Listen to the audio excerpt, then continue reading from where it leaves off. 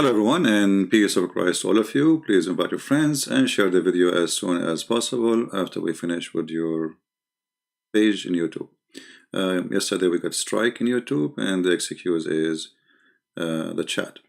However, that will not disturb us really. Still, you can run your chat in your own channel if you podcast it live, or people they can post comment in my page. We have a debate between Dr. Take a note, he's a doctor. Dr. Shabir Ali. These days everybody's a doctor. I'm the only one who have only driving license. And brother Anthony Rogers. Now you can watch the debate and you will see that the Muslims are very upset from this debate, saying that one of those Muslims who always dox Christians who follow them, harassed him, you know their address, etc. He came to my chat sometime. He said, did this guy ever won a debate? As if he can do better. But you know, the issue is, this guy, he said what every Muslim he say, and he is just a copy-paste of Islam. Sometimes you feel like Muslims are people who they are programmed to say things. Nobody even thinking. I will prove it to you when we play this video, and you will see that everything he said is what every Muslim say. So when the Muslim they blame him that he did not do good, that's very funny and very stupid. I mean, this is Islam, my friend. You cannot do good because Islam is stupid. So we will start playing, and I'm glad that the chat is off, so that will not take any of our concentration or take us out of the topic. And in the same time, you can leave your comment, and even you can put in the comment like the timing of your comment, which means like what part of the video you are responding to. Let us hear what this debate was about, and try not to laugh.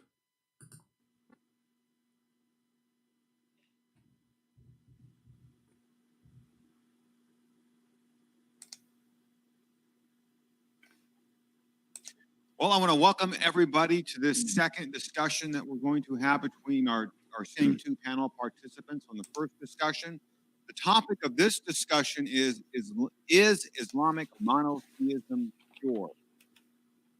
Again, please hold all applause. Let us move this part a little bit. Let us hear Shabir Ali.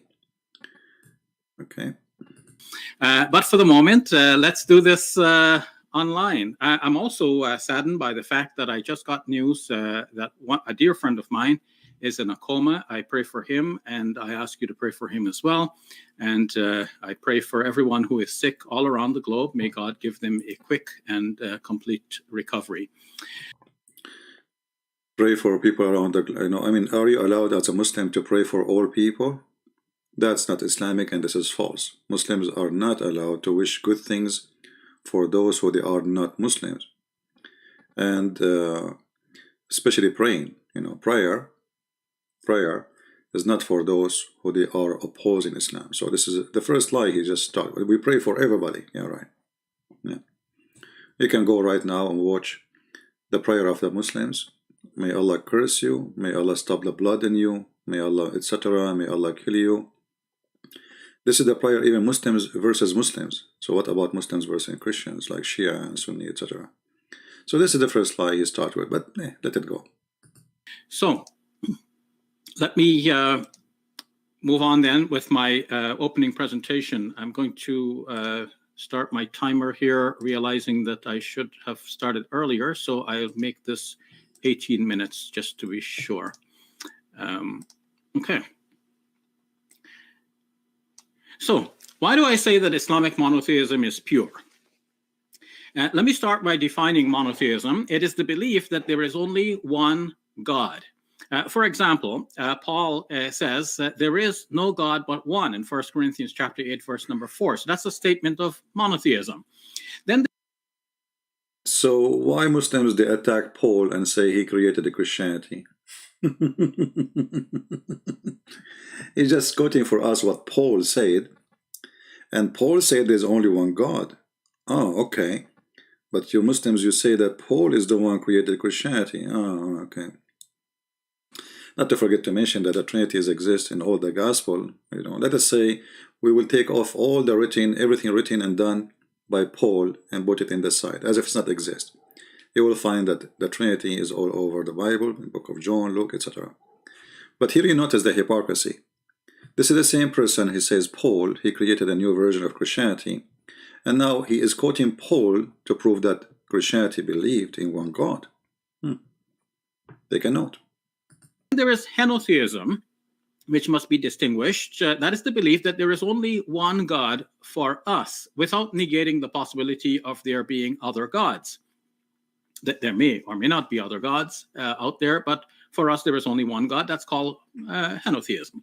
An example of a statement to that effect is Paul saying, for even if there are so-called gods, whether in heaven or on earth, as indeed there are many gods and many lords, yet for us there is but one God, the Father. 1 Corinthians chapter 8, verse 9. But you see, you just said Paul, he said there's only one God. So, but you just said he say so-called God. So those are not really God. People worship them. Like people worship the moon. People worship the sun. People worship Satan.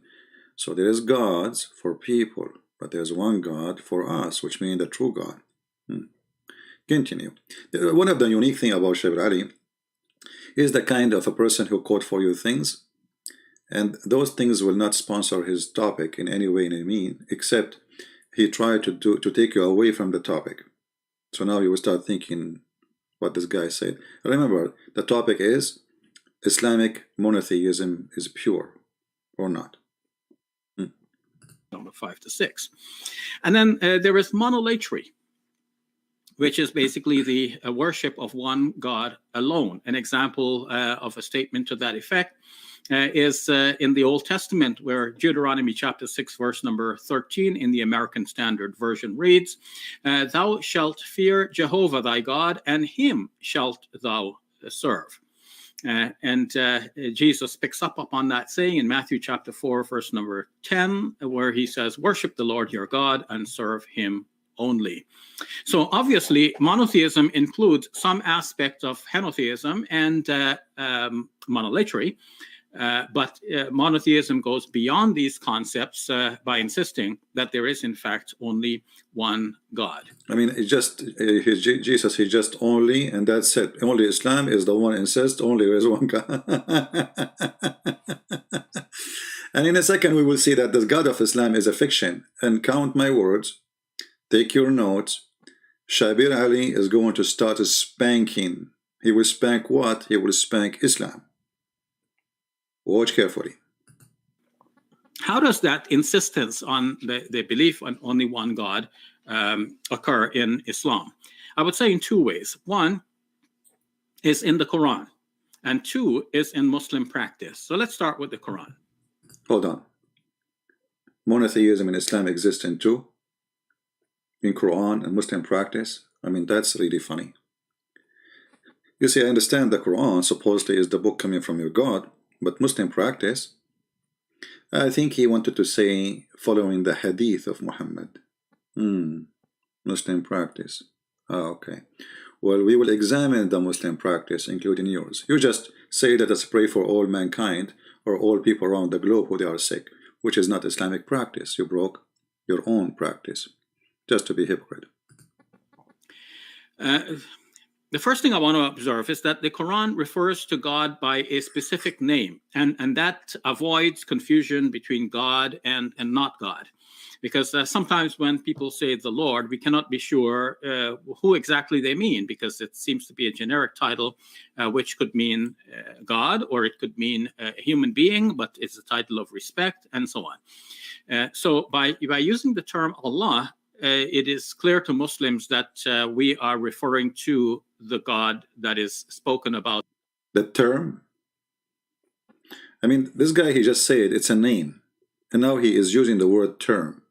Is it a term or it's a name? What term mean? Secondly, if we ask Shabir Ali, and I ask any Muslim, what the word Allah mean, they do not know. I mean, if you refer to him by a name, do you know even what the name is? Is that an Arabic word? It's not. This is why none of you knows what this means. So they start giving you definition. Allah mean the Almighty. Where you get this from? You believe He's the Almighty, but Allah is the name. What the name mean? They don't know. Because Islam is a storing cult from other belief, from other countries, other languages. This is why the most confusing part of Islam is the one is stolen from others. Like if you read in the Quran mentioned the word Israel. You ask any Muslim what Israel mean. They don't know. They make fun of the story of Jacob wrestling in the Bible, but they have the name of Israel in the Quran, which means they agree with the story. And that he was making fun. Your God wrestling with Jacob. But okay, what is the name of Jacob? Suddenly became Israel. How became Israel? They do not know. What Israel mean? They have no idea. For Islam is a cult. Steal names, steal stories, put it there. What Maryam mean? They don't know. Musa's mean? They don't know. Okay, who's Isa? What Isa mean? They don't know. Where the name Isa is coming from? They don't know. What Harun mean? They don't know. They don't know. What Ibrahim mean? They have no idea. And now this guy who have no idea is telling us that Allah, the Muslims, they gave Allah a name. Did he say that, or I am mistaken? Let me play it again a little bit, because that is funny. Is in the Quran, and 2 is in Muslim practice. So let's start with the Quran. The first thing I want to observe is that the Quran refers to God by a specific name, and that avoids confusion between God and not God. Because sometimes when people say the Lord, we cannot be sure who exactly they mean, because it seems to be a generic title, which could mean God, or it could mean a human being, but it's a title of respect, and so on. So by using the term Allah, it is clear to Muslims that we are referring to the God that is spoken about in the Quran as the only God. So I must explain this term Allah, because for some people it may be a new term. So etymologically speaking, this is what Encyclopedia Britannica explains. What?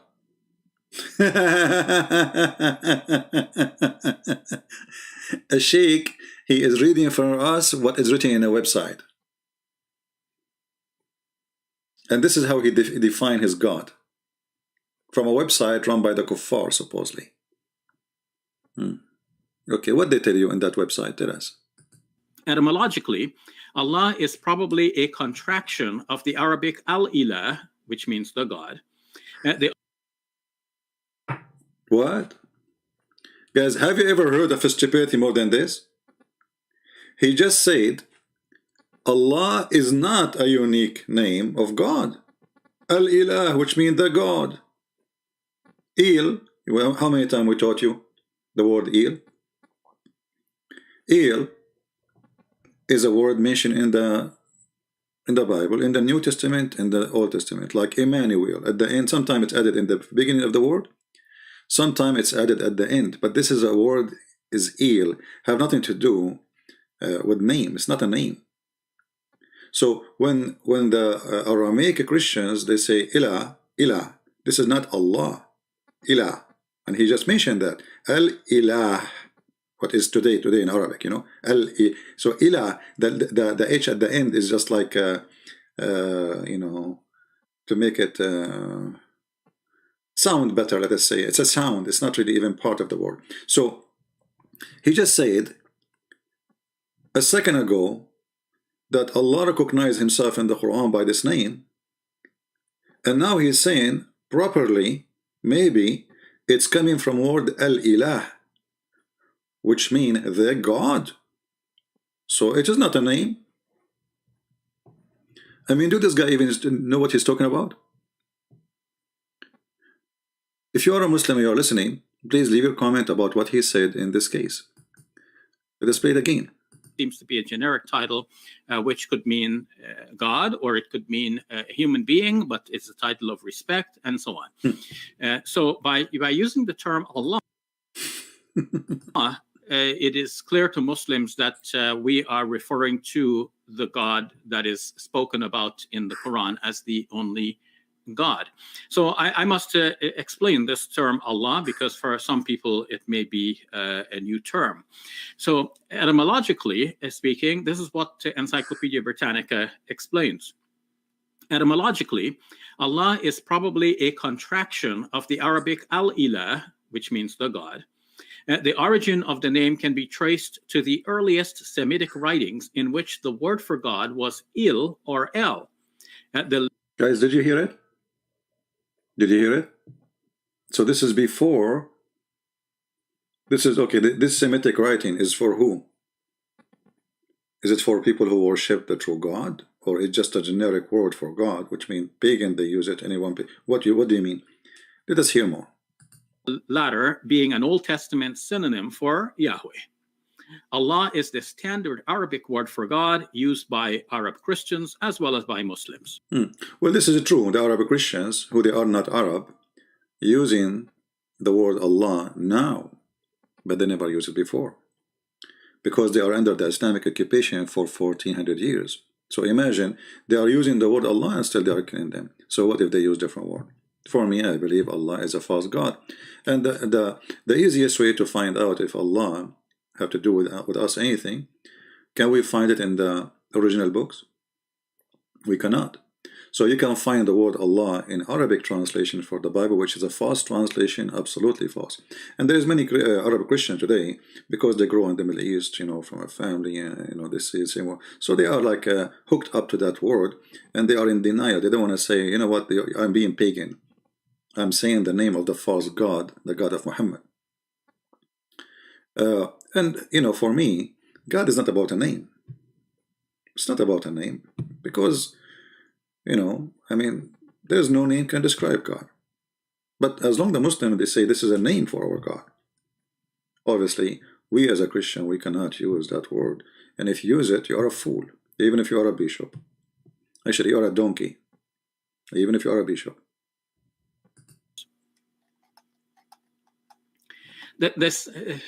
In addition to naming Allah as God, the Quran insists that Allah is the only God. There is no God but Allah. The declaration in Arabic, La ilaha illallah, is known to Muslims as the kalima of Islam. Kalima of Islam. That's the most basic creed. The kalima of Islam, I never heard. What is that? The kalima of Islam? What is, what? The kalima of Islam. As I know, this is the shahada. Since when the kalima of Islam? Okay. Creedal statement of a Muslim. There is no God but Allah. Why you stop? You see here, you see the hypocrisy of the Muslims. He said that he's talking about monotheism. And how he proved monotheism? He says, we Muslims, we say there's no God but Allah. But why you don't continue and say the rest? Where you associate the name of your God with the name of your prophet. Actually, the Muslims, they associate the name of their God with the name of their prophet, the knowledge of God, the knowledge of their prophet, the ability of God, the ability of the prophet, the wisdom of God, and the wisdom of the prophet. Even the sexuality of Muhammad is associated, or let us say, it is connected to God. Because he's a prophet, Allah, he gave him the power of 40 men, and boom, boom. But here, let us see, if we go in the hadith, we will find the following. I'm not going to use Arabic, just type this as an example. Actually, let's use this.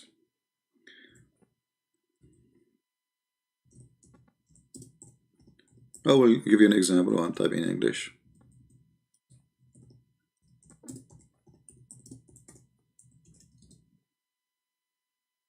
When a Muslim he speaks to Muhammad, and Muhammad he questions something, trying to examine the knowledge of Muslims, how much they learn from him.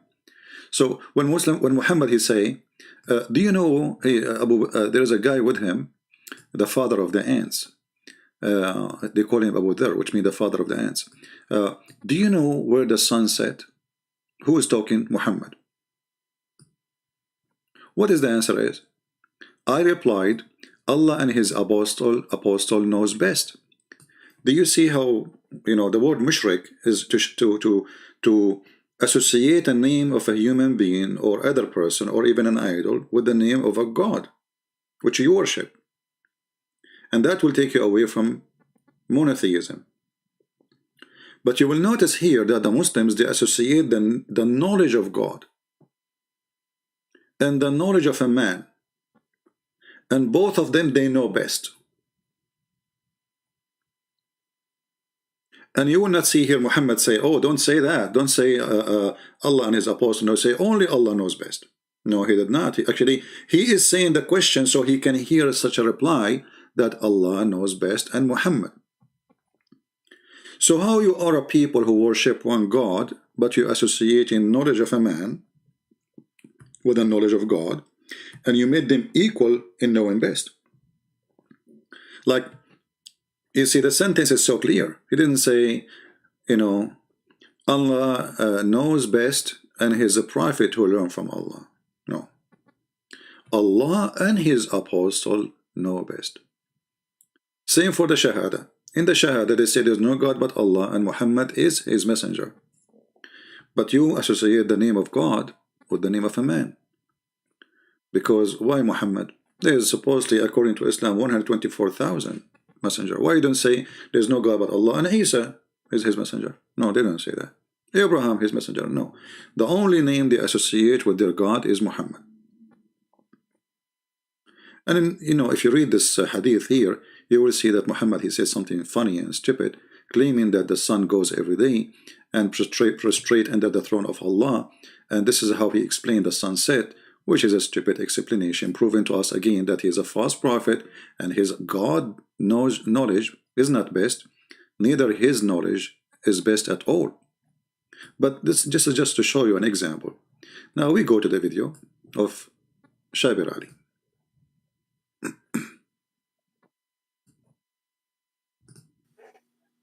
This statement is repeated in the Quran many, many times in different ways. I've counted some 36 times just by a simple search through a software that gives us all of the references of a word or phrase in the Quran.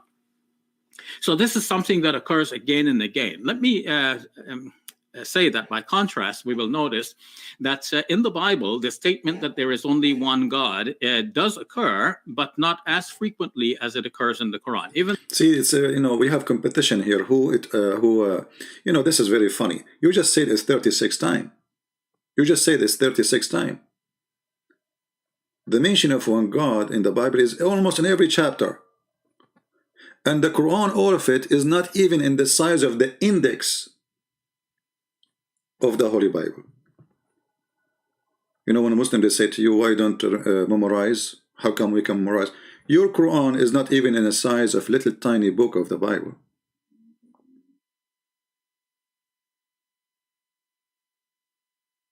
The index is bigger than your book.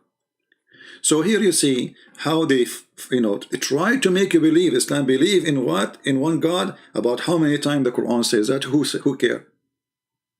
Who care how many times the Quran says that there's only one God, but yet you do not know who is this God. In the same time, listen to what he will say next, and you will die laughing at the stupidity of this cult.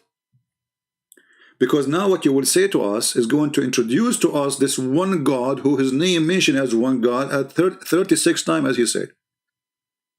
Let's see. Even though the Quran is a very much shorter book, some say it is about 4/5 the size of the New Testament. Yeah, right. So for the Quran to have this many repeated statements that there is only this one God shows the Quran's emphasis on monotheism. The Quran does more than this. It says that we are not to worship anyone other than Allah. And here too we will have many statements. La ta'budu illallah. Do not worship anyone other than Allah. The Quran also says that we are not to pray to anyone other than Allah. But here, I have a question. You see, don't worship other than Allah. And who is the one who is saying that? Allah. Okay. Why Allah, speaking about Allah, why don't say don't worship other than me?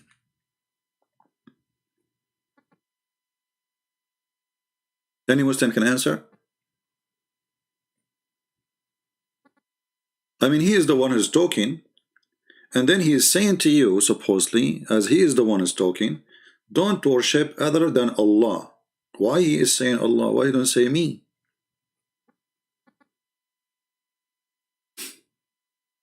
You see, if I say don't go and learn about Islam from other than Christian prince, that's mean I am not a Christian prince.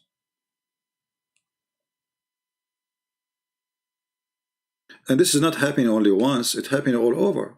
And he just mentioned that. Use this as a separate category because worship and prayer might be slightly different.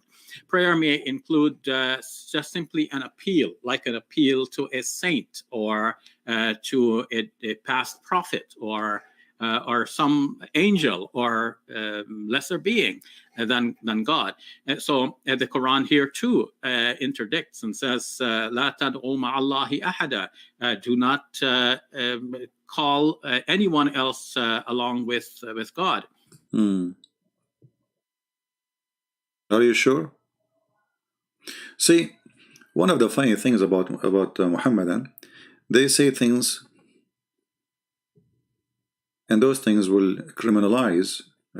I'm saying criminalize like in the way will prove you wrong. You know, Muhammad is a fraud. Don't worship anyone other than Allah or beside Allah. Let us take a note of that. So the Quran is clear about this. But look what he will say after. The Quran also insists that we're not to make sacrifices to other than Allah. I came to appreciate this point more recently when I read the book by James McGrath. Professor McGrath, in his book, The Only True God, pointed out that in the book of Revelation, it looks like the one thing that will distinguish between God and non-God is the question of whether or not sacrifices can be offered to that one. And from the book of Revelation's point of view, sacrifice can be offered only to the one God. And I came to appreciate then why the Quran says that we are not to eat the meat that is sacrificed to other than God, and why we are not allowed to make our sacrifices to other than God. So in the story of Abraham, we find in the Quran in Surah 6, there is a mention of him turning his face towards God in sincere devotion towards God. And Muslims are then told in that context to say, قُلْ إِنَّ صَلَاتِي وَنُسُكِي وَمَحْيَايَ وَمَمَاتِي لِلَّهِ رَبِّ الْعَالَمِينَ. Say, my prayer, my sacrifice, my living and dying is for Allah, the Lord of the worlds. That is a false translation, and it's absolutely a fraud. If you go to the Quran, you will see they added the word sacrifice in the translation. But there's nowhere in the Quran it says, my sacrifice. That's a false statement. If you go to the interpretation, as an example, this is Al-Jalalain.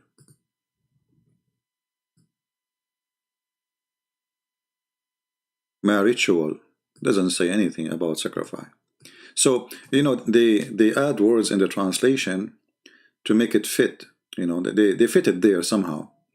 My rituals have nothing to do with the word sacrifice. It can be included to say, okay, in my ritual I do sacrifice, but why you add it there, you know, when it is not there? However, he just quoted that Abraham, he said, that my prayer and my ritual and my devotion is to Allah.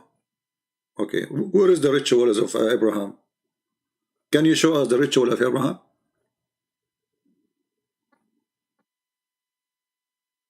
Was the sacrifice of Abraham a ritual in Islam? Did even Abraham sacrifice anything? Because as we know the story, Abraham, he did not sacrifice. I mean, he tried. The one who sacrificed in the story is Allah.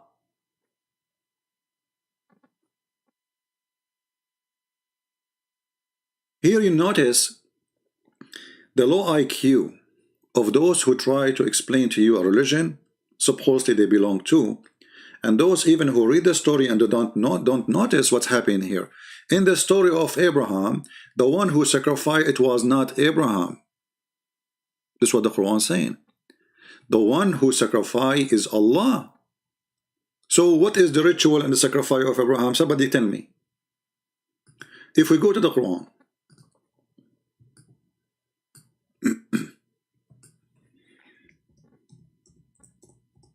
and we find the verse, the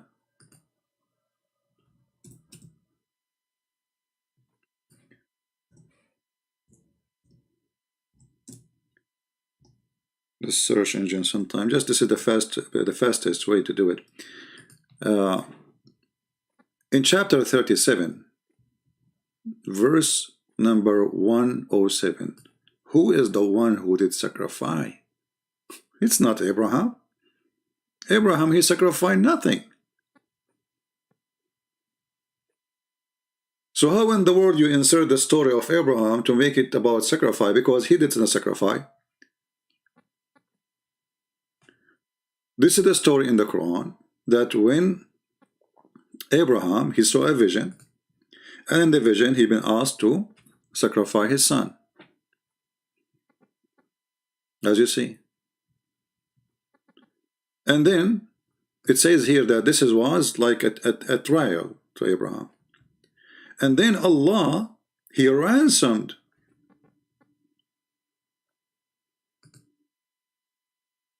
the son of Abraham by a sacrifice.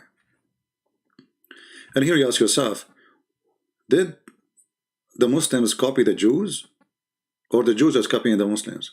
Because obviously here the story, when they say we are sacrificing for the sake of remembering what Abraham he did, well, Abraham he did not sacrifice anything.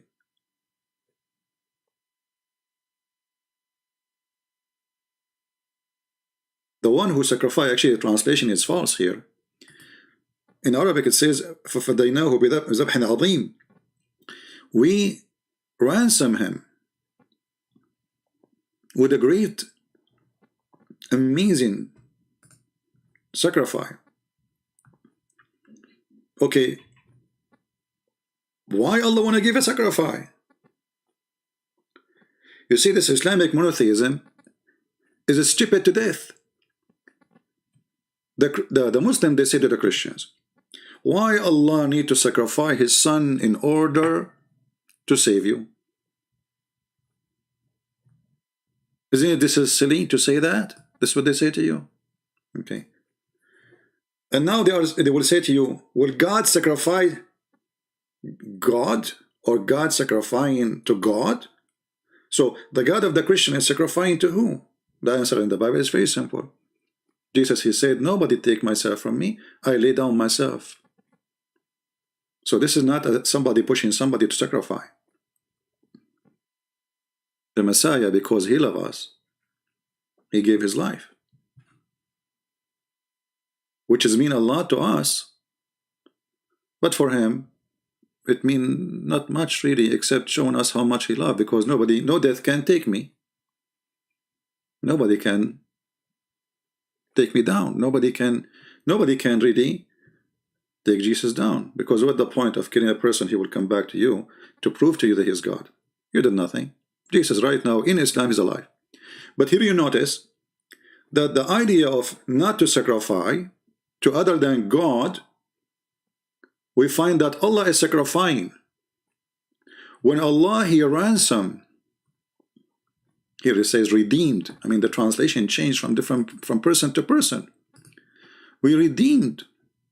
Other translation we ransom. Other translation we exchange. I mean, it's hilarious how they come with the translation. Okay, Allah redeemed who to who? From who? You are redeeming who? We ransomed him with a great sacrifice.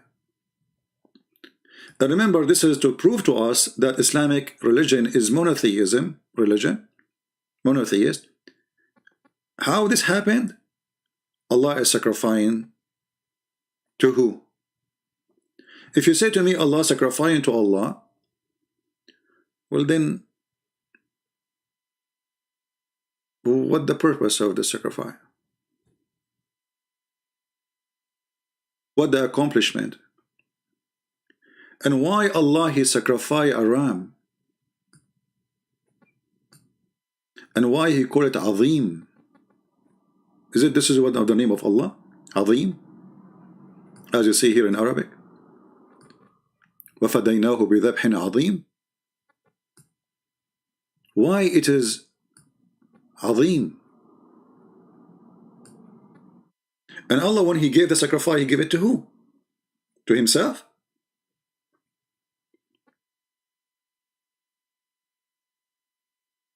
Obviously, the one who copied the story from the Old Testament, he did not know the meaning of the story, and by copying it, he got himself busted. Because the sacrifice here, symbolic, that no sacrifice will be accepted, it is except the one is coming from heaven. This is why, if you read the story, you will see that a ram came down from heaven, and this ram is great, amazing. If we read the interpretation for this verse, so Muslim will not say I'm making things up, you know them. Chapter 37 again, verse 107.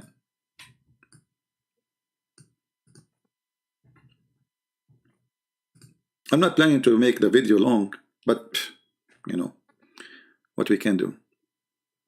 What we can do, right? So 107, sorry, verse 107.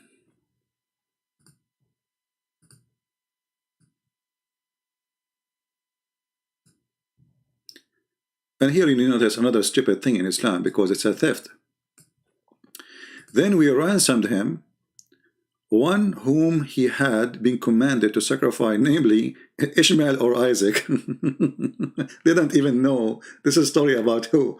They are so confused. Is it Ishmael? Is it Isaac? Because not all Islamic scholars agree with the propaganda of Muslims saying it's Ishmael. The most famous one, actually, they say it is Isaac.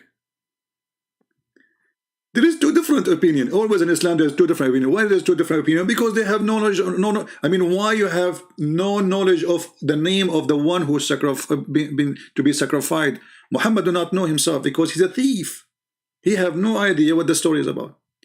Then Allah, He gave a mighty sacrifice, a mighty ram from paradise.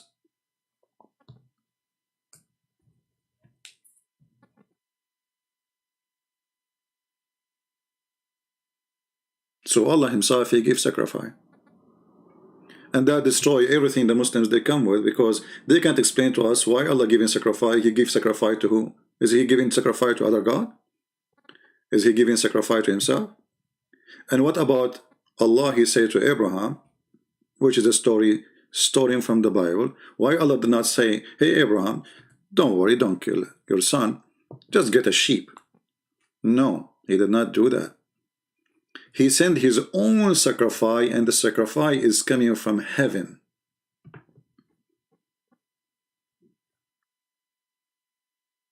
That's mean the sacrifice, which great sacrifice for God, is His own sacrifice.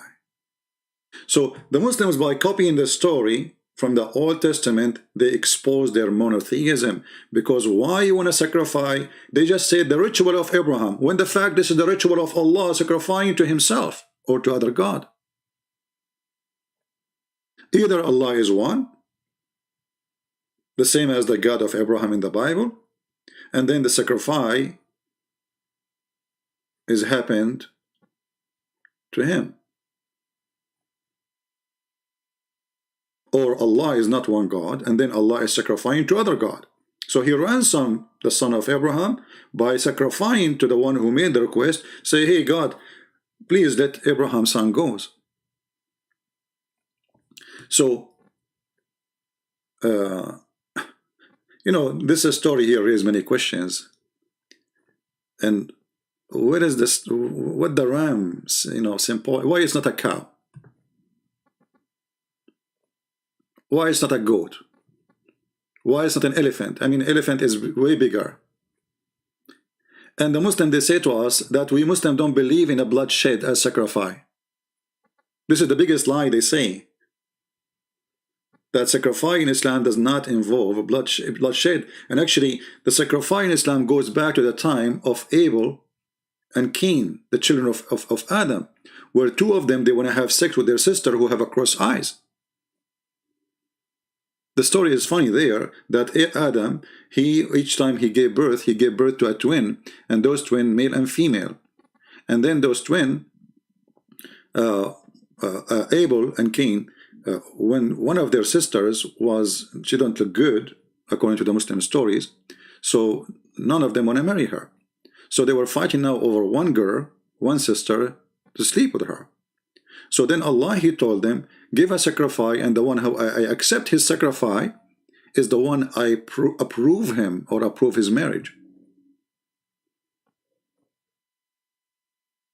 So from the time of Adam, Muslims believe in sacrifice. Let us continue. I hope we gave you enough information. I mean, for those who are trying to study the cult of Muhammad, those information are very important for you. It will take you forever to find them by yourself. So don't forget to download the video, save it in your drive, or even in your YouTube channel if you have one. Let us continue with this poor guy trying to make his God look good, but it's not working.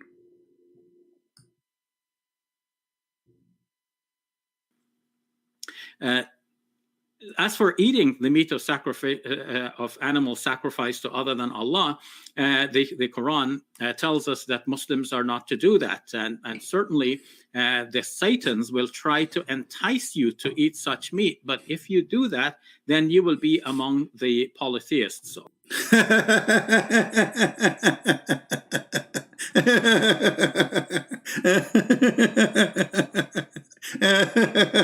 Unbelievable. So if you eat a sandwich in Thailand, you became a polytheist. This is religion. If you eat a sandwich in Thailand, that's it. The guy, he pray 5 times a day. He do jihad. He he go after people to because they are opposing Allah. But just because he ate so Osama bin Laden, he ate a sandwich when he was in America, and it was hot dog. He became a polytheist. But there is more than this. This guy, he just said something very important. I will go back a little bit so you can laugh with me more. I don't know how many of you notice. Entice you to eat such meat, but if you do that, then you will be among the polytheists, or those who ascribe partner along with God. So on the contrary, Muslims are told that when they eat, they should say Bismillah in the name of God, and then eat, and that will erase any possibility that we're dealing with meat which has been sacrificed to others. What? So if you say in the name of Allah, Bismillah, that will erase. So that means you can eat all kind of food. You can eat the Hindu food. I mean, this see the contradiction, the stupidity. Allah, He forbid us to eat the food of the pagans. And then He just said, but if you say Bismillah, that erase. Unbelievable.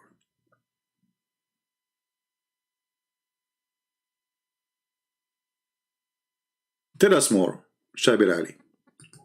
Because even if it so happens that this meat arrived on the Muslim's dinner table by mistake, by pronouncing the name of God over it, the Muslim will cancel any such evil effects of the food. From evil effect of the food. And that's mean you can eat pork, just say Bismillah. Just say Bismillah, it's pork. Say Bismillah, that will erase any evil effect of the food. I mean, do you see the stupidity?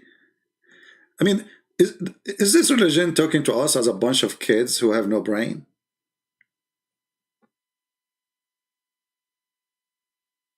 That's mean you can eat anything, just say Bismillah. So why you Muslims are so, like, oh, this is alcohol. Drink alcohol, say Bismillah. Drinking is a food. Any drink you drink is kind of food. Say Bismillah. That will take the evil of the food. Stupidity is amazing. And this is telling us that this religion is very shallow, very stupid. Concentrate on things which is silly. And they leave the important away. From the Quranic point of view. So with these various components in mind, we can see that the Quran actually insists upon monotheism and insists on it in a wide variety of ways. Okay, hold on. See, you cannot eat a food sacrificed in the name of other God. So why the Quran says you can eat the food of the Christians?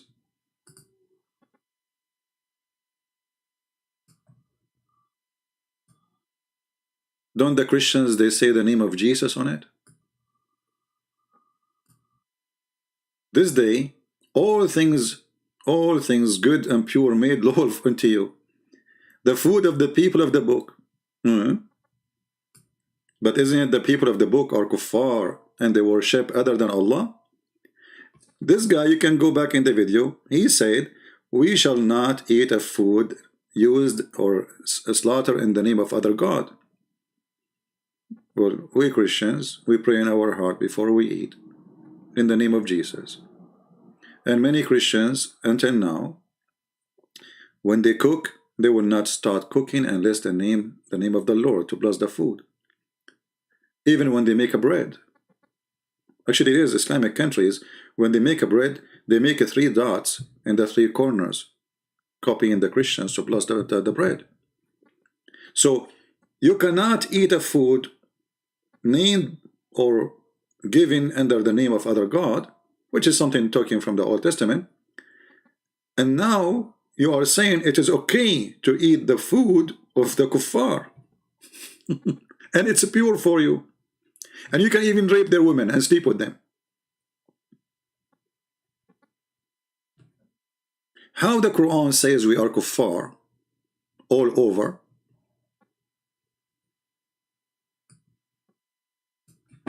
as example chapter 5 verse number 17, they are kuffar. But what kuffar mean? They are not monotheist. They are making a blasphemy against God. Who? The one who say that Jesus the Christ is Allah. That's mean all the food of the Christians is a slaughter or given by the name of their God, which is a Christ. So he is trying to prove to us that monotheism in Islam will forbid you, because Islam is monotheist, you cannot eat a food given to you by the name of other God, and yet you can eat their food. Without saying in the name of Allah. As you see here, this is a license for the Muslims to eat the food of the Christians. Without saying anything. That's it, it's lawful for you.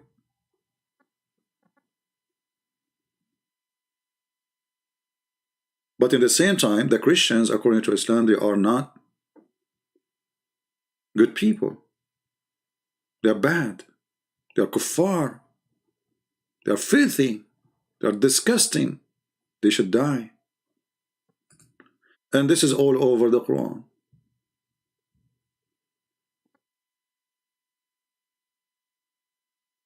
Clear declaration in the Quran that the Christians are kuffar. They are infidels. But you want to eat their food. And you can sleep with their women just to spread the numbers of, increase the number of Islam. See how many chapters? Chapter 5 verse 73. There's many chapters. So here you notice that this religion is like somebody, he's a thief. He went to the market. So he cannot choose really the product he will pick up from the shelf, but he will choose any product when there's nobody's watching. So he walk by, he act like he is busy doing shopping, and as long as there's people around him, he keep walking, because now he cannot pick it up from the shelf because people are watching. What is the unforgivable sin? And then he pick up what he think nobody see and put it inside his hiding cloth. Now, what is unforgivable in Islam? Listen to this. This is more hilarious. Even if it so happens that this meat arrived on the Muslim's dinner table by mistake, by pronouncing the name of God over it, the Muslim will cancel any such evil effects of the food from the Quranic point of view. That's it. Yeah. Actually, you remind me of the food thing. Just to show you that Muhammad is a very weird person, and he is not mentally healthy.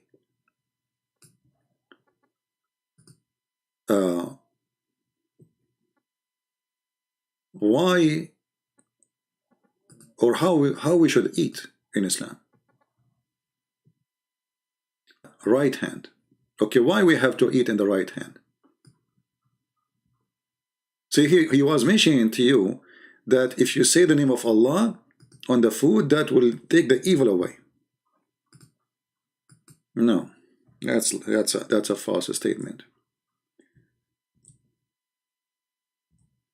Muhammad is a satanic possessed person who make up stories, fabricated stories to scare his followers from thinking about him. So when I keep them busy, scared, terrified, you know, like when somebody make you paranoid about things, so you will not think about the real thing happening around you.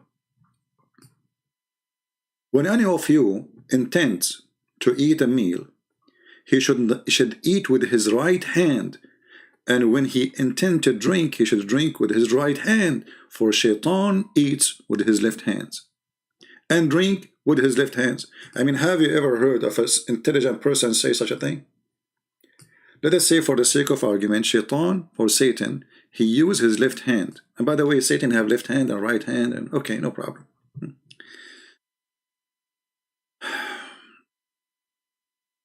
And do you know what Shaitan he eat? You can find that in the Quran. You will die laughing. So don't eat with the left hand. Why? Because Shaitan, brother, he eat with the left hand. Okay, so if I eat with the left hand, I became Shaitan. Have you ever heard of a stupid teaching more than this?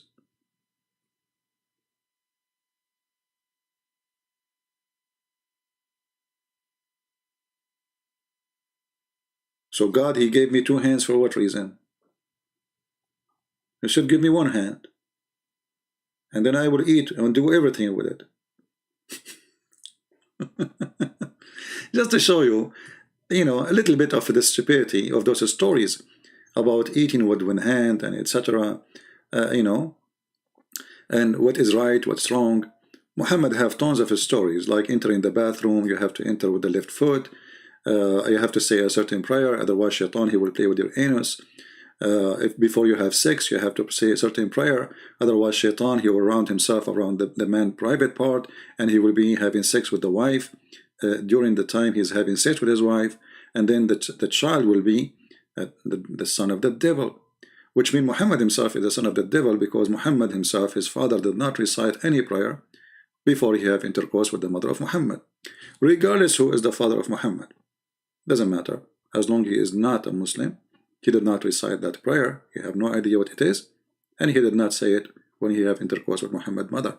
This is how foolish this man. He just convinced us that he himself is a son of the devil, because if he don't say that prayer, Shaitan, he round himself around the penis, and he will be having sex with the woman, and then the child will be the son of the devil. This is why in the Quran it says that Shaitan, he have a children. And the Muslims, they struggle a lot to find out how in the word Shaitan he have, you know, children. I mean, how Shaitan will have children. You know, no, I mean, did Allah created a female Shaitan and a male Shaitan, and then he sent them out from heaven the same as he did to Adam and Eve together? According to Islam, no. You know, if you go in the Quran, chapter 18, verse number 50, it says, are you going to follow Shaitan and his children and his offspring?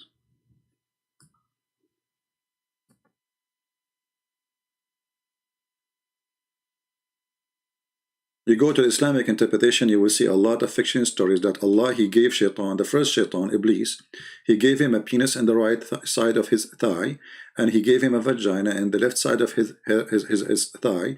So when he want to have sex, he shaked it, and he entered this into that, and he do nikah. And then he lay eggs, and from every egg, 70 Satan, male Satan and female Satan come out. So the first shaitan was a mixed gender. Other interpretation is, as Muhammad he said, that when you pray, shaitan, when you have sex, shaitan, he will round himself around your private part, and he will be doing your wife, and then the sons you will have, they will be the sons of Satan. And this is how Islam explains homosexuality. They say those who did not make this prayer, their son is going to be homosexual, which is very stupid to say. We go back to the, I was not planning really to make it long.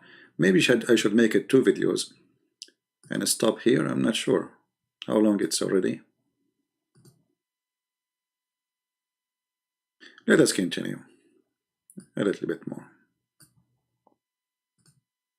So with these various components in mind, we can see that the Quran actually insists upon monotheism and insists on it in a wide variety of ways.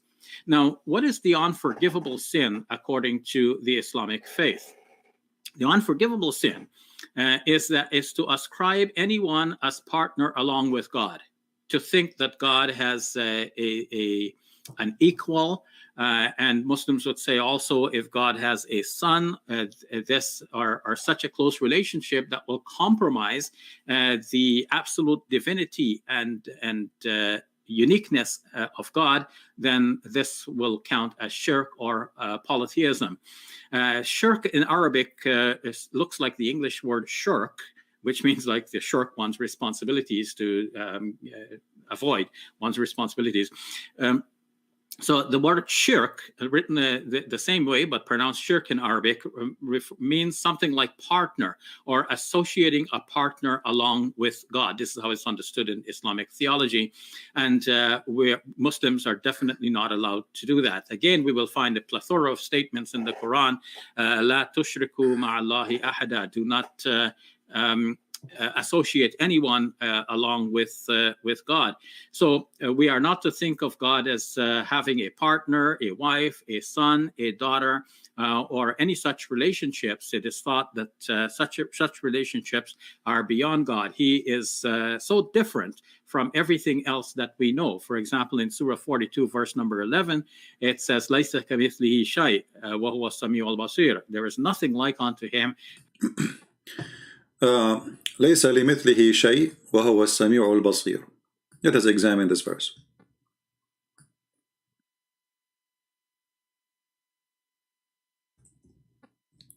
And I will make you die laughing.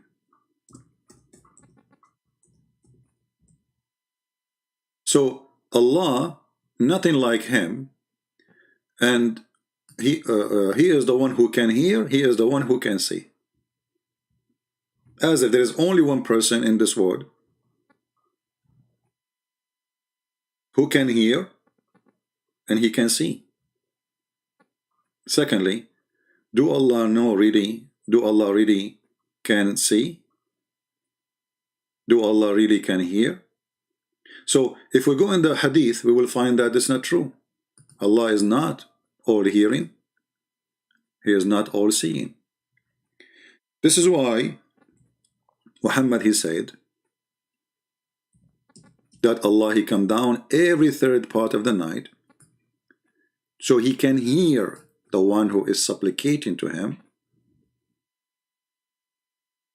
and receive their prayer. And this is very authentic.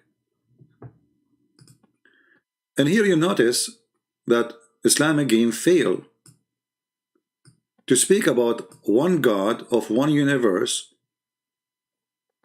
under the control of this God. This God, he cannot hear you unless he come down. When? Every night down to the nearest heaven. When it is when? The last third part of the night. And what he would say? If there is anyone invoking me, so that I may respond. So how Allah is all hearing and all seeing, but he cannot hear me unless he got closer to the nearest heaven and get better reception.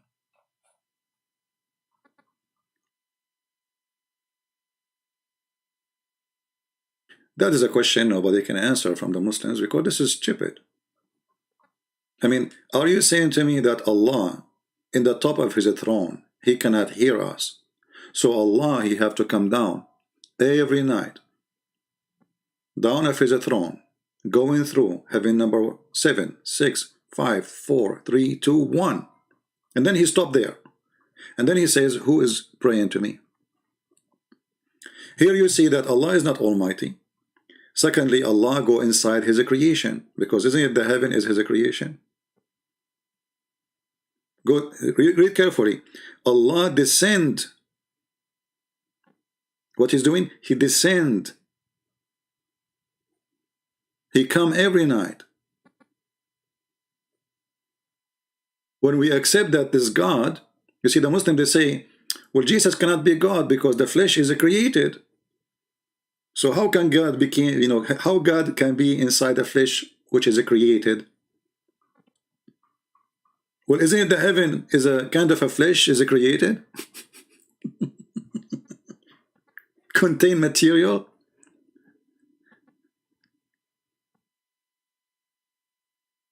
Even if the massive majority of it is a vacuum space. But there is many things. There's rocks, there's planets, there's stars, there is. So he's inside what he created.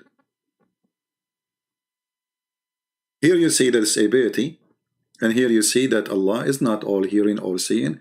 And if Muslims they want to say this is metaphorical, that's stupid. Metaphorical. Because it's not true. If Muhammad want to say something metaphorical, he can say, well, you pray to Allah, Allah hear you, and that's it. Doesn't matter. And why it's the third part of the night? Because this is the time he descend. He have to move from point A to point B in order to be able to receive your prayer. He come down, he descend every night. Jesus in the same time, he said, every two of you mention my name, I will be between them. Which means he will be the third listening. You do not need to come down. It doesn't matter what time of the day. And then they say to you, where Jesus says, I'm God, worship me. Well, can Jesus as a prophet be with us now? We are talking about his name. Unless he is God. Allah cannot be with us. And the proof in front of you. He have certain time to come, certain time to go. And Allah, in this case, he became like a yo-yo. He is up, down. I feel sorry for him. Same time, here the Muhammad is showing us that Islam is a religion believe in the flat earth, sorry. Think there's only one time in the day and Allah come down. But based on this hadith, Allah, he keep coming up and down because there's a lot of time in the earth where it's going to be the third part of the night. Let's go back to the poor Shabir Ali. And he is hearing and seeing. So in all of these ways, the emphasis is shown to be on monotheism. Now, what about intercession? Can somebody intercede on our behalf? For we know that intercession is a factor in Christianity. It is thought that Jesus is an advocate for us in heaven, as is found in the Johannine correspondence. But from the Quranic point of view, nobody can intercede along with God except by the permission of God. So if God permits somebody to intercede for someone else, that's to honor the intercessor. It's not that the intercessor has some kind of claim on God to make it necessary for God to bend and to give in to the intercessor. Guys, listen to this. There's nobody can be interceding to you unless he is giving permission. To honor who? The intercessor. But he just said that intercession is only given to Allah, and that will prove monotheism.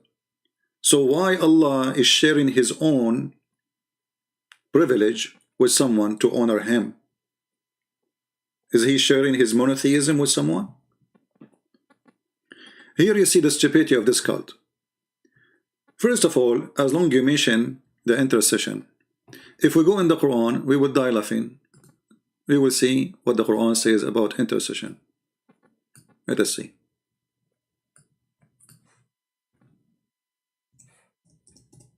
The Quran, as usual, is the book of contradiction. Chapter 2, verse number 48. It says it clearly that Allah, by the way, I forgot a point he mentioned. I will go back to it. We have no chat to remind me. About Allah will not forgive sin if you do shirk.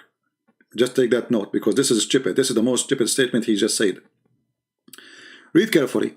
That Allah, no intercession will be accepted in the day of judgment. No one.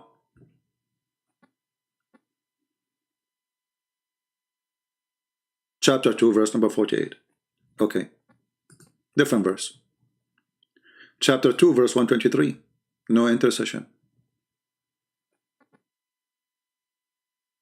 Then guard yourself against the day when one soul shall not avail another, nor shall, etc. And no intercession will be accepted.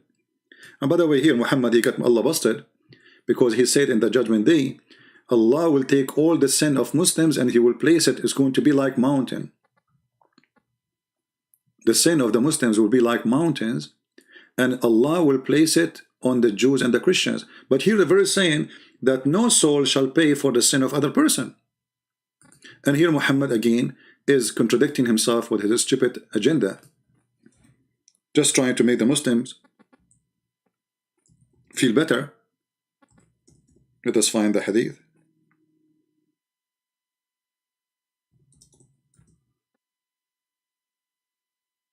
Let us see, hold on.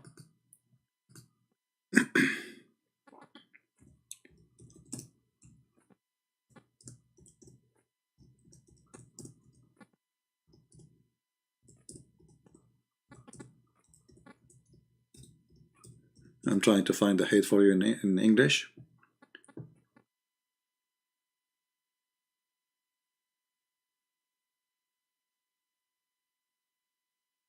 And then you see right away that Muhammad not only cannot be a prophet, Muhammad is a fraud with certified stupidity. Because you should not say, I mean, at least remember what you said yesterday. You don't say the opposite. This is Muhammad saying, and this is Sahih hadith, that, read carefully with me, that would come people among the Muslims on the day of resurrection. So remember this day of resurrection, the same as the verse in the Quran, with as heavy sins as mountain, and Allah would forgive them, and he would place in there instead the Jews and the Christians. So how no soul will pay for the sin of other soul, and then Allah will place all the sin of the Muslims, which is not fair. I mean, have you ever heard of a justice like this? So you commit sin, I pay for it. The Muslim, they say to you, Jesus did not commit sin, why he will pay for your sin? Jesus is not, you know, when we say Jesus pay for our sin, nobody forcing him voluntarily, he is saving us. The word paying for our sin doesn't mean that our sin is not there. Doesn't mean that we did not commit crimes. Doesn't mean that our sin is gone. No, we're still a sinner. Jesus, he is giving us opportunity to be saved. This is what it's mean, paid for our sin. Here is different. Here you commit sin, I go to jail. I go to hell. You kill, I will be punished for killing. You rape, I will be punished for raping. And here this is showing you how much hate Muhammad he have to the Christians and the Jews. He did not say Hindus, he did not say it was, maybe he never heard of them, he's an idiot. So where is the Quran from what Muhammad is saying? If Muhammad is the same man who wrote the Quran, or the Quran given to him from God, then he should not say things obviously is a total contradiction for what the Quran is saying. One of them is lying to us, or maybe both. Or you know what? Both of them are one. The one who read the Quran, who made it up, and the one who made the hadith. But because the one who made them both is a fool, he always say the opposite. This is why, you know, you notice the story of Muhammad when he abrogated the Quran.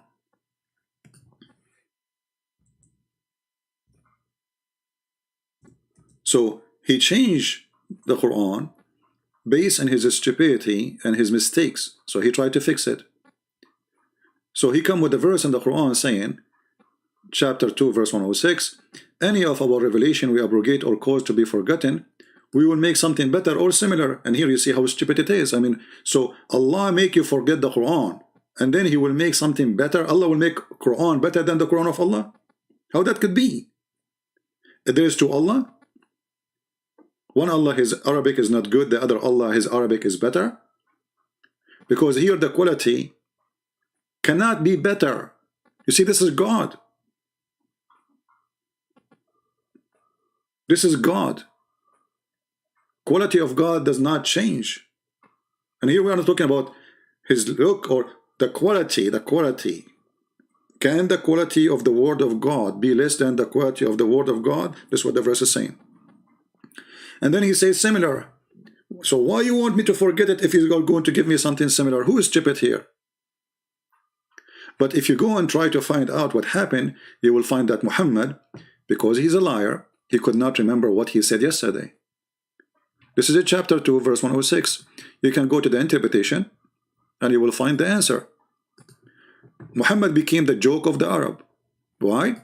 Because this guy, he says something in the morning and he says something else afternoon. He said the opposite.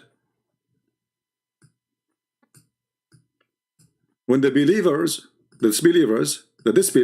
not the believers, start making fun of Muhammad in the matter of abrogation, saying that one day Muhammad, he enjoined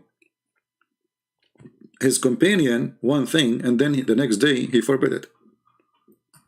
You tell me, have you ever heard of a God? He make a law. Second day in the morning, he come with the law, forbid the first law. Either you are crazy, mentally ill, or you are trying things to see which one work for you. So people complain about it, you change it. Or you don't like it, okay, let's hold on, we will change it for you. This is how the Arab in the time of Muhammad, they view Muhammad. There's a movie, it's called The Legend of Muhammad, which is full of fabrication, saying the Arab, they were amazed about the Quran. They were astonished with the Quran, how wonderful it is. The language cannot be from other than God. This is the Arab. And this is written in their books. And this is the official government website of the kingdom of the king of Jordan, who claim he is from the descendant of Muhammad. What those people are talking about?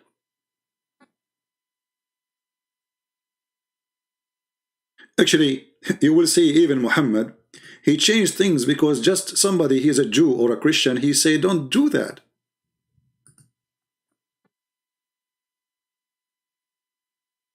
As an example,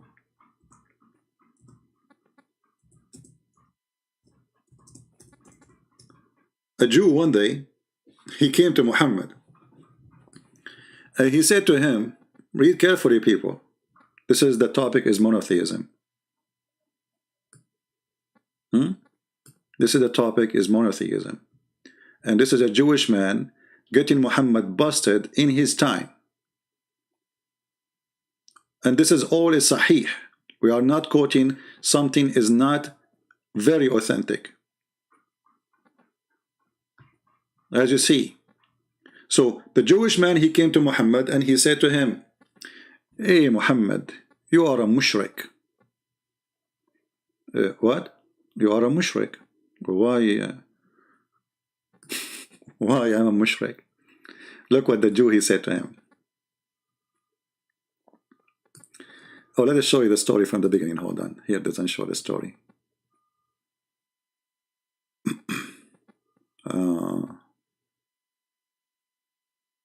You see here, they don't show the story that a Jew, he came to Muhammad and he say the stories, etc., etc. And then Muhammad, after the Jew, he get him busted, Muhammad, he said to them, okay, change the way you talk, okay? Don't say that. Read carefully. And this is sahih. It was narrated from Abdullah, etc., ibn Yasir, blah, blah, blah, blah, blah, blah, that a Jew came to the Prophet and said, you are setting up rivals I'm not sure if I'm saying the word correctly in English. You know, my English is not good, as you know, so you can laugh, it's okay. Reverts to Allah and associating others with him. Who is saying that? A Jew. To who? To the prophet of monotheism. When? In his face, not in YouTube. You say whatever Allah wills, and you will. And you say by the Kaaba. So what the problem? You say whatever Allah wills, and you will. So you associate the will of a man with the will of Allah, and you swear by a building, stones. Look what Muhammad, he said. He did not say to him, you are wrong. He did not say to him, I don't agree, this should not happen. He did not say to him, I did not say that. So Muhammad said, from now on, so the Prophet said, commanded them, if they wanted to swear an oath, to say by the Lord of the Kaaba, not by the Kaaba, and to say whatever Allah wills, then what you will. So Muhammad, he agreed with the Jew that I am not practicing monotheism, and thank you, Jew, obviously you are sent by Allah, and maybe you are Jibreel to correct me. If Muhammad is a prophet of monotheism, he will never do such a mistake agreeing with the Jew that the Jew is right and Muhammad is a fraud. He did not teach monotheism. Did you ask yourself, how in the world a Jew is not even a rabbi, a Jew, a normal Jew, correcting Muhammad about what to do, what not to do, what to say, what not to say, and Muhammad, he changed his religion to fit with the Jew. And then when people, they start noticing that Muhammad is nothing but a copy-paste of the Jews, trying to copy them because he believes whatever they say is true, Muhammad, he try always to change what he do from what the Jews do. And how we can show that?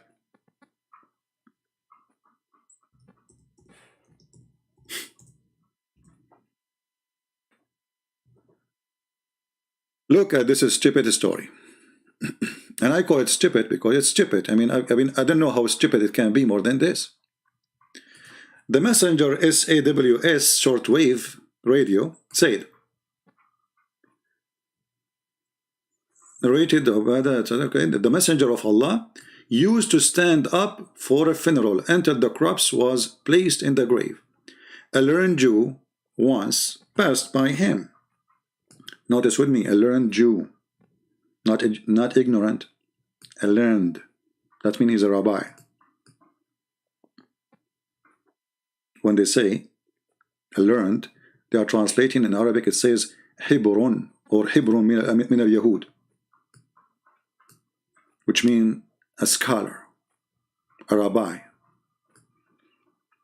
So a learned Jew once passed by him and said, this is how we do it.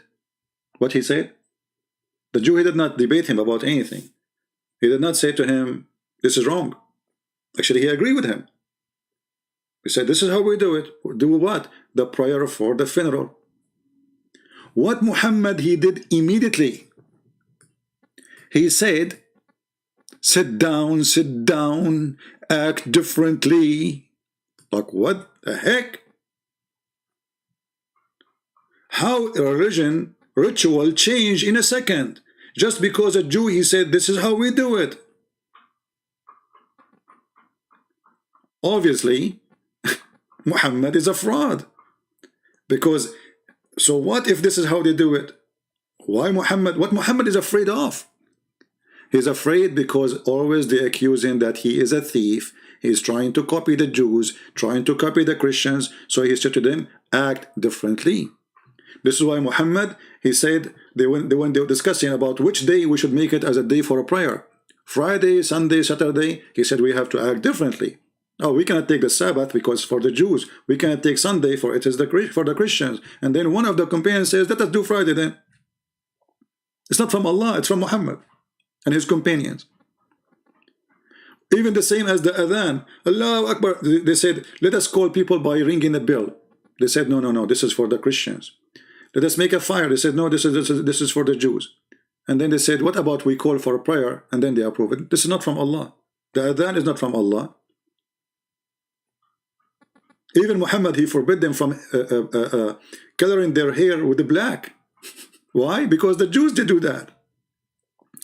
He wanted his people to act differently so he will not be accused that he is a fraud. He is copying the Jews. I think we will stop with this. I'm losing my voice. I drank too much coffee today.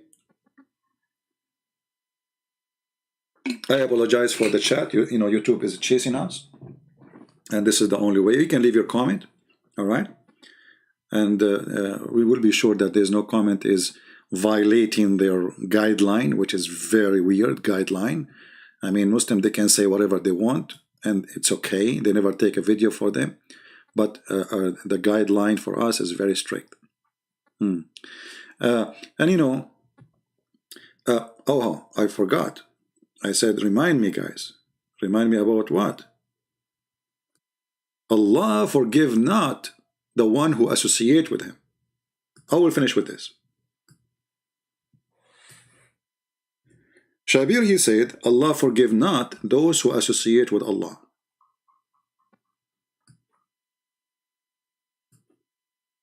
And he mentioned the Quran, said, make it clear that Allah will forgive not those who associate with him. And this is mentioned many times in the Quran, by the way, not only in one verse. As an example, chapter 4, verse number 48. Chapter 4, verse 116. Allah will not forgive. Will not forgive what? Oh, the browser froze. In the last moment. Let us do it again. Hold on. Give me a second. I'm glad that we did not lose internet. It's working fine. When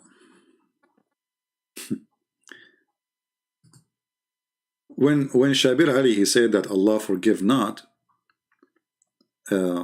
forgive all kind of sin except not to be monotheist. Anyone thought about it for a second?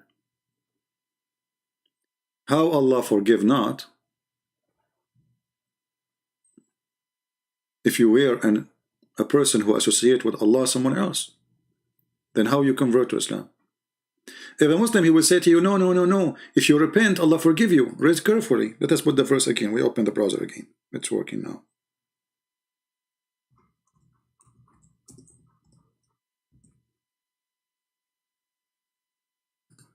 All right.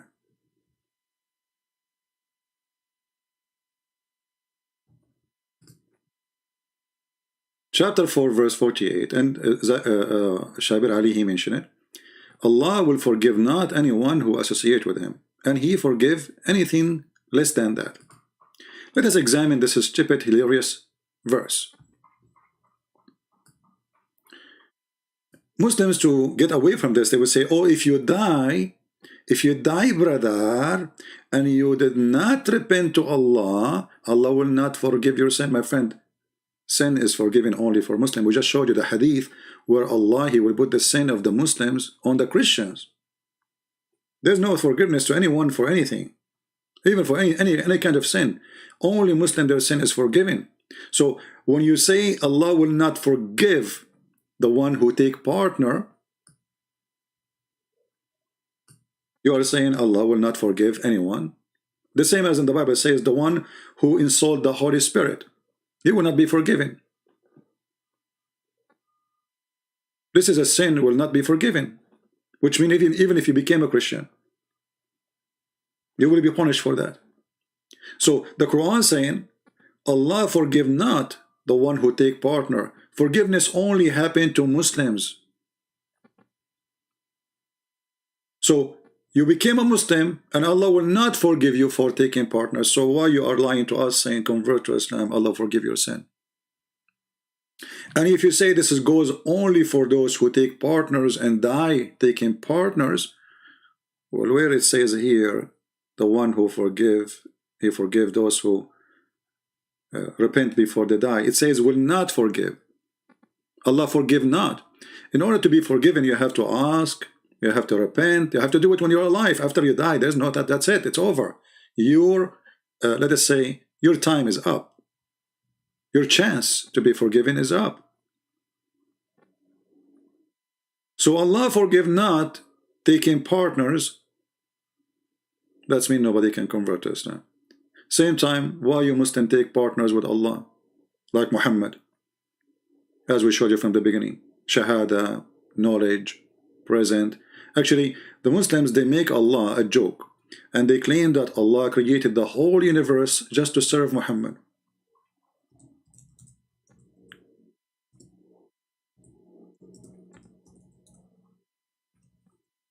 Let me find the hadith, so you will see what we are talking about.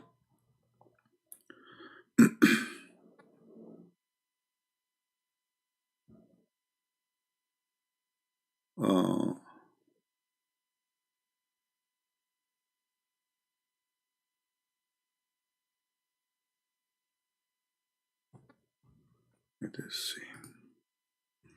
You see, always it's easy to find it in Arabic, but the part is to find it in English.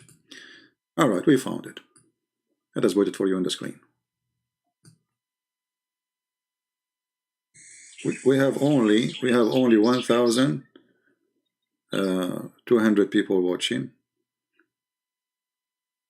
I put some food for the birds. It's very cold outside, so they can eat. The hadith, a question. What do the respect of ulama, ulama means the scholars, of the religion and sharia about the hadith? Which one? لولاك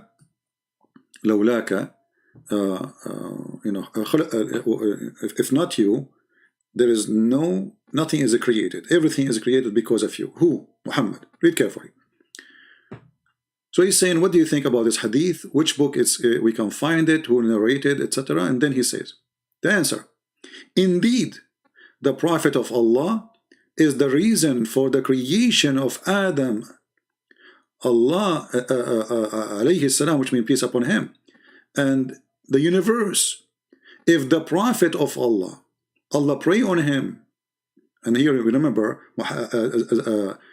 Shabir, he said, don't pray to other than Allah. Allah himself prayed to Muhammad. Allah himself, he prayed to Muhammad. They say that he sent in a blessing, which is stupid. It doesn't say that in Arabic. It says yusalli. So if not Muhammad, if the Prophet of Allah was not exist, the stones, then the arsh mean the throne of Allah, the kursi, the chair of Allah, the lawh, which mean the tablet of Allah, al-qalam, which mean the pen, and those are, by the way, those are not Arabic words, and the Quran says the Quran is a pure Arabic. The skies, the earth, the heaven, the hell, the trees, and the stones, and all other creatures would not exist. You Muslim, you claim that you are monotheist.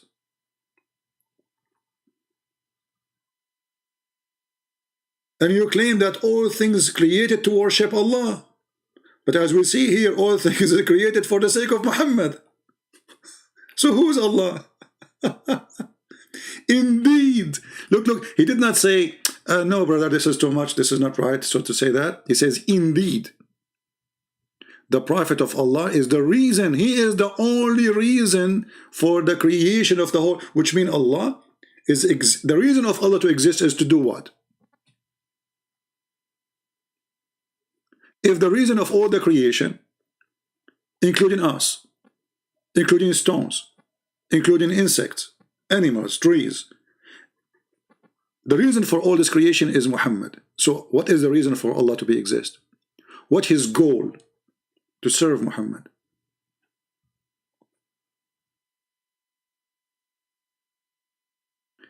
The Prophet of Allah sallallahu alayhi wasallam said, Allah said, when Adam made mistake, he asked, oh Allah, I asked you for the sake of Muhammad to forgive me. Huh?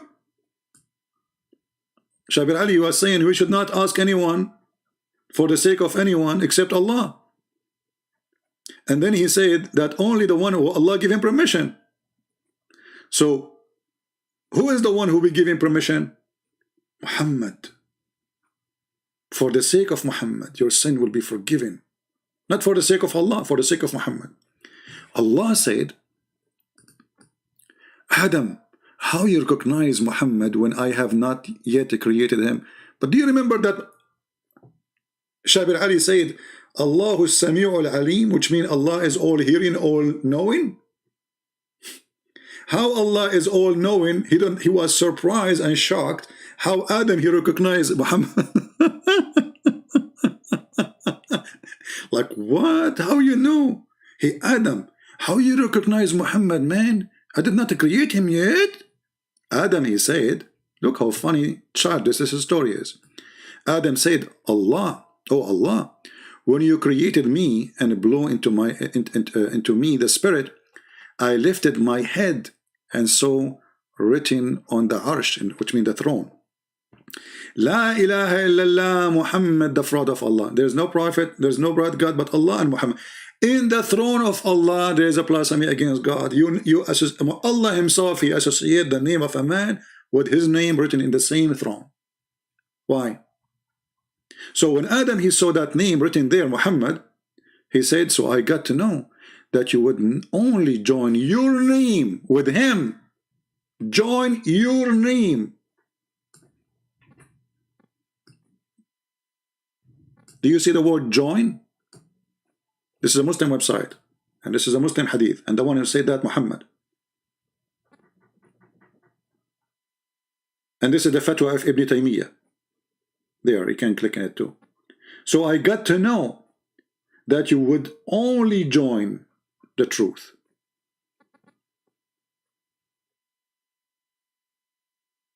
Or join the name of the one who is the most beloved to you. Allah himself, he commit shirk. He joined his name with the name of Muhammad. So when the Muhammadan, they speak about monotheism, Islam is the last one to speak about monotheism. And not to forget to mention Muhammad. Okay, hold on. I don't know if I should continue with the video, but let me make one more hit. In the hit, was Muhammad worshipping idols? Remember, Allah forgive not that who take other with him. Right? If there's any verse in the Quran says Muhammad he worship idols, absolutely. Let us go to the Quran.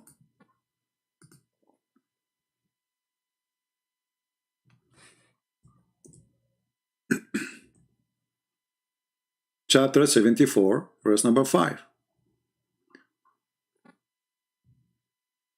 This is the Muslim translation. What shan mean? I don't know. Honestly, I don't know what shan mean in English. I don't know. Let me see. Just to see if the translation is correct.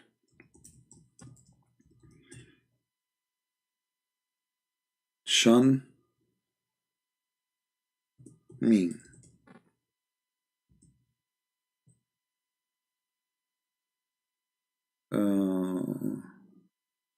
Look like this is a false translation. Let us get different translation. This is Yusuf Ali. They love to lie. They love it.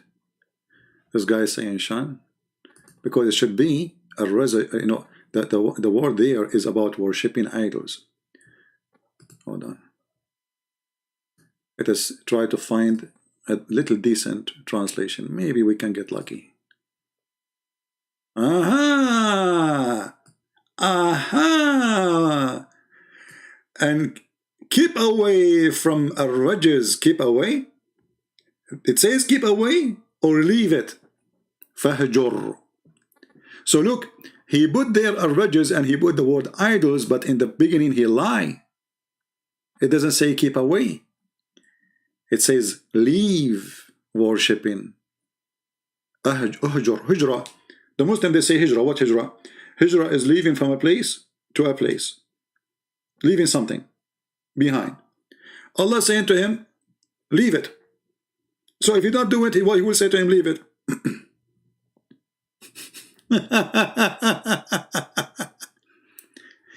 If he is not doing it, why Allah will say to him, leave it? Leave what? He's not doing it anyway. He should not leave anything unless he is doing that thing. Look at the translation. Stay away from the idols. Stay away from the idols? Or it says clearly, leave the idols. I mean, I never saw really any Islamic translation have little honesty. They don't.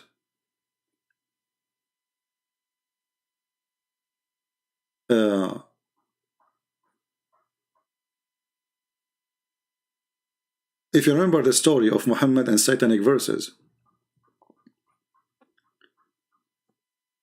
right? But let me see if I can find Ibn Kathir. Hold on. Let us see if we can get the liars busted from Ibn Kathir in English. Remember, Ibn Kathir in English is different from Ibn Kathir in Arabic. Always. All right. Chapter 74, verse number 5. Give me a second. I will put it for you on the screen. See, this is supposedly, I said to myself, anyway, now good, the chat is off, so I will not stay for long. Yeah, right. All right. But you know, the topic is kind of complicated, so I like to cover it as much as we can. All right.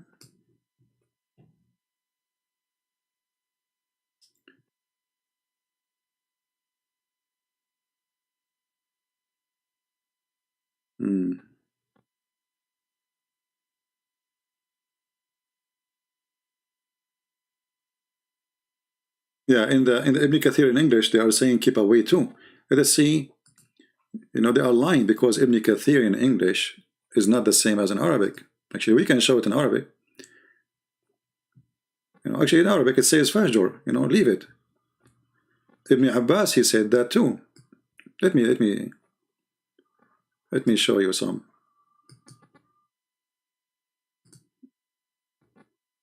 Let us show you how we get them busted.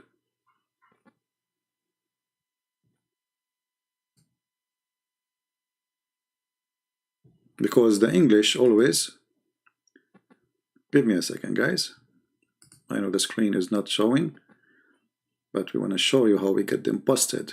Muhammad is an idol worshipper, with no question, from their books.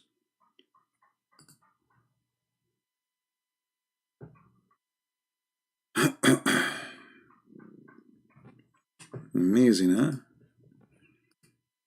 But their lies will not work with us.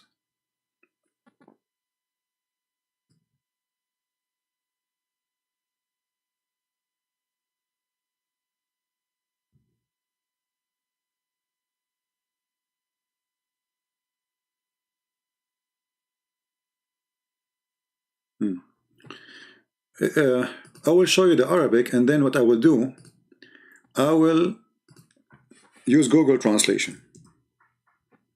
All right? Because in Arabic it's different from English. Let us show you.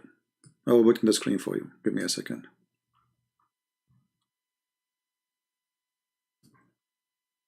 This is the official government of the Kingdom of Saudi Arabia. قوله تعالى والرجز فهجر. And here they are saying what it's mean. يعني الأوثان, the idols. And then he say أي فترك. فترك, which mean leave it. Don't do it. Leave it. And in front of you, I'm going to click translate to English. Again, this is the official government of the Kingdom of Saudi Arabia. Translate. I'm going to translate to Arabic. Weird. We don't want Arabic. What Arabic? Translate to Arabic? No. Give me a second. Google translating the Arabic into Arabic.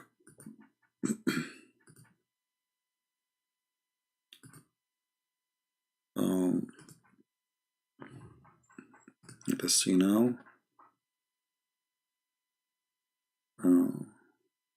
What happened to translate? It's not working.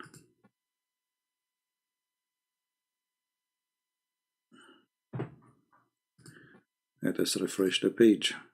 Maybe that will help. Where you show the translation, I mean the option to translate a page. It disappear. Okay, here we go. Let us see. It shows another language. Okay. All right. Here we go. We made it work. The Almighty says it and abomination for so forsake Almighty. Okay, and the translation is not really good. And then Mujahid and Akrama, etc. And they say the idols. So avoid abomination from the idols. Translation is very bad. But anyone, actually, you know what? I will do an easiest way. Hold on. Let us do this. I will open Google Translation. I will copy the word or sentence. Because it looks like Google is confused when we are. All right. Let us open the thing for you. The screen. I will copy in the front of your eyes the sentence.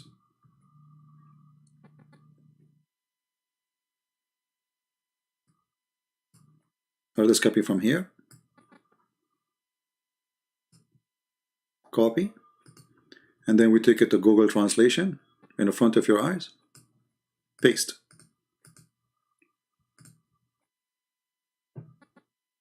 Then forsake it, i.e. leave it. Do you see it?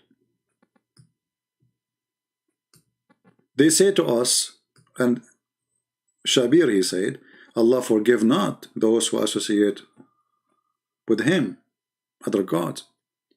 If Muhammad do not worship idols, so why Allah saying to him, then forsake it and leave it?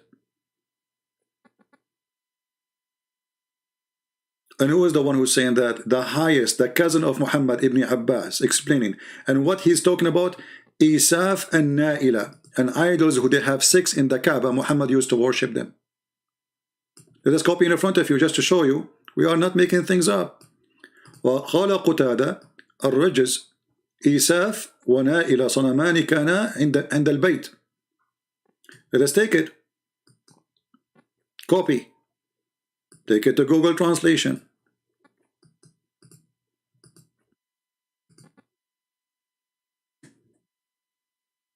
Isaf and Naila.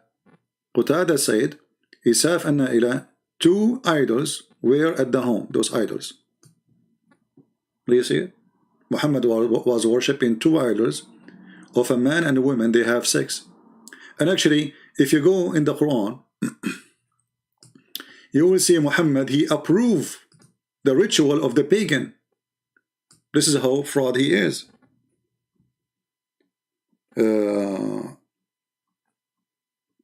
If you remember,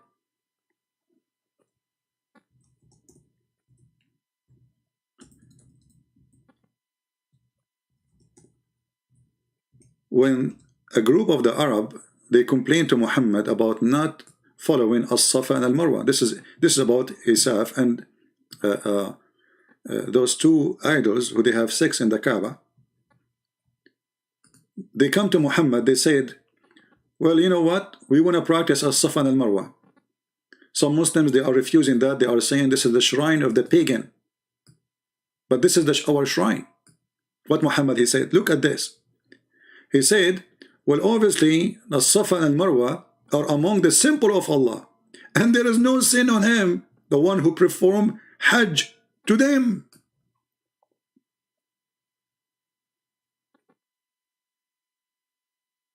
So when you go to the Kaaba, you have to continue and you go to the Safa and Marwa. And now the Muslim, until now, they practice it. They start jogging between the 2 idols, which does not exist no more, there. And it's a practice of Islam. If you go and read the interpretation for this, you will die laughing. Chapter 2, verse 158.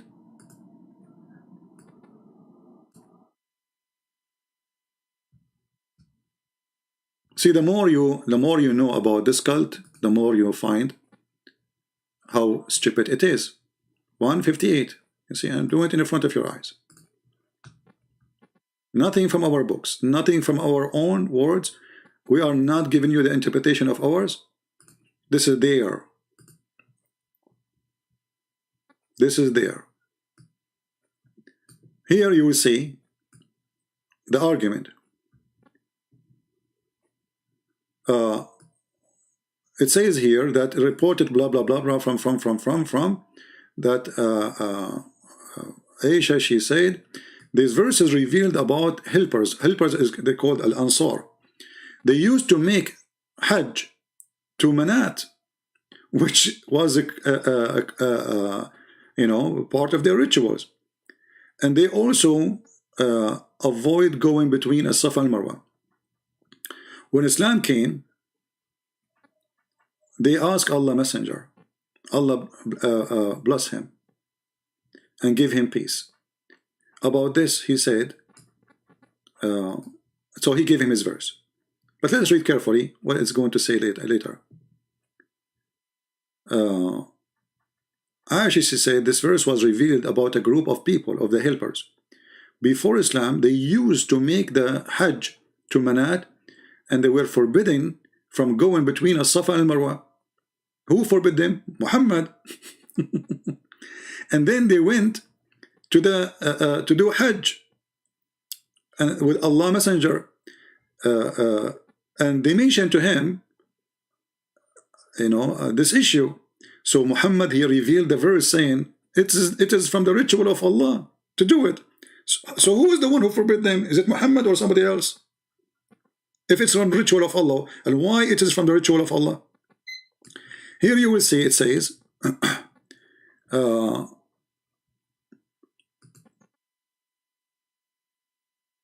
Abu Salama, Hisham, his father, says, because they were the shrine of Quraysh in the pre-Islamic period, so they were abandoned them in Islam.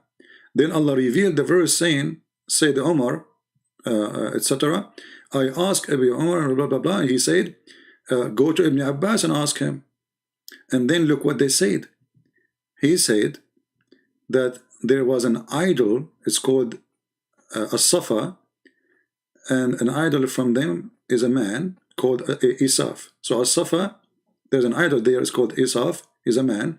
And Marwa, in the Marwa area, there's an idol from them, it's called a woman, she is called Naila. The people of the book claim that those had committed adultery in the Kaaba, and they were punished by Allah. And here the story would get more funny. If they are punished by Allah, why people worship them? Unbelievable. So Allah, He turned them into rocks. True story. So why you are going between them? And then Muhammad, he says, there's no problem to go between them. So, you know, the complaint was, we want to do this. And they were forbidden for some time not to do it. Why? Because this is the shrine of the pagans, supposedly. And Muhammad supposedly is coming with a new religion. Muhammad, he compromised, he changed his religion. And he started worshipping them too. And actually he was worshipping them before. As we showed you in the Quran, he was worshipping other idols too. Because the Quran did not specify which idols he was worshipping, but the Quran says, leave away those idols. Utruk. And here you see Muhammad, he compromised again, and he allowed his followers to bow down and to worship the shrines of the pagans. And not to forget the story of the satanic verses, but maybe we can talk about it later. The video is getting so long. Muhammad himself, he bowed down to the satanic, in the satanic verses story, to the idols, and it says, wasajada wasajadu, which means he bowed down, and they bowed down. Who? All the pagans with him. Why? Because he praised the three daughters of Allah. So when we get someone like Shabir Ali trying to make his God a monotheist God, it's a very funny story. Same time, what monotheism mean? One God. Just to make you understand what I'm trying to say to you. If you worship one God, 10 God, 5 God, 6 God, 1,000 God, I mean, who care? The question is this 1 or 1,000 is a true God or not? You know what I mean? If somebody is an Indian, like you know, I heard like Hindus, I saw a video of this guy. He's called him Sadhu something.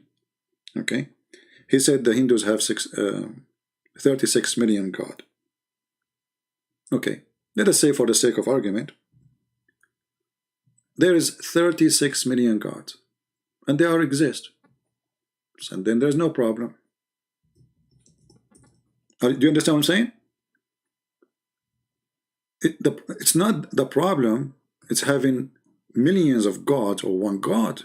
The problem is this even one God or two God or three God or five God?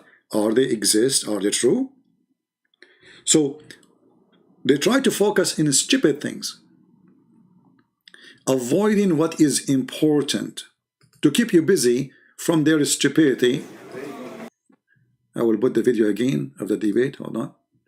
To keep you busy from what is important, that this God cannot be God, for he is a stupid God. Have you ever heard of a God? He thinks that the baby is coming from a sperm coming from the ribs of the women, and the sperm of the man is coming from the backbone. Have you ever heard of a God? He thinks the sun set in murky water. Have you ever heard of a God? He said to his prophet that the sun goes and sets every day in the throne of Allah. And this is how he explained the sunset.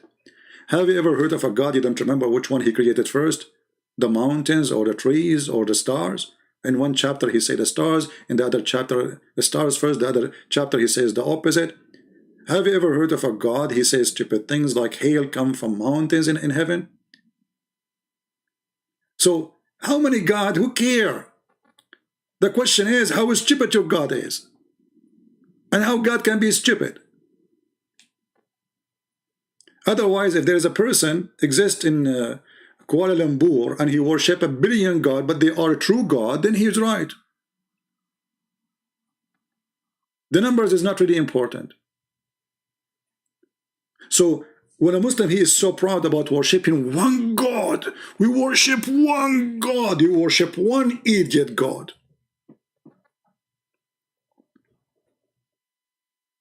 When Muhammad, he claimed that he have knowledge from his God, and he says such a statement.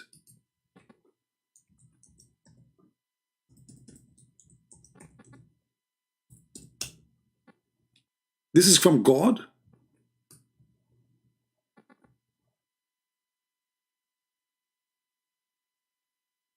This is from God.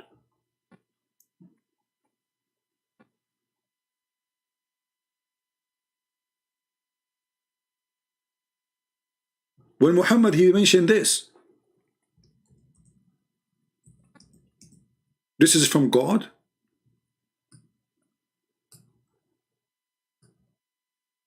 And we can go forever mentioning stupid mistakes in the Quran and in the Hadith. So I say to Muslims, I say to Christians, I say to Hindus, I say to Buddhas, be mature. Don't be a child. The Muslims always, they speak about their God as one God, and they are proud about it as if they have like accomplishment.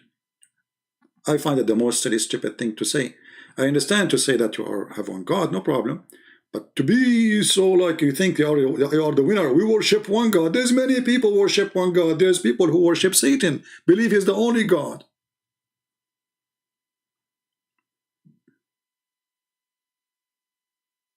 So worshiping one God does not make any difference.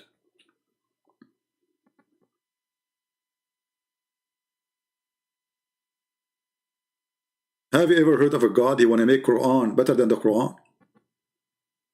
Hey guys, I have books. I'm going to make my coming book, I promise you, is going to be better than my previous books.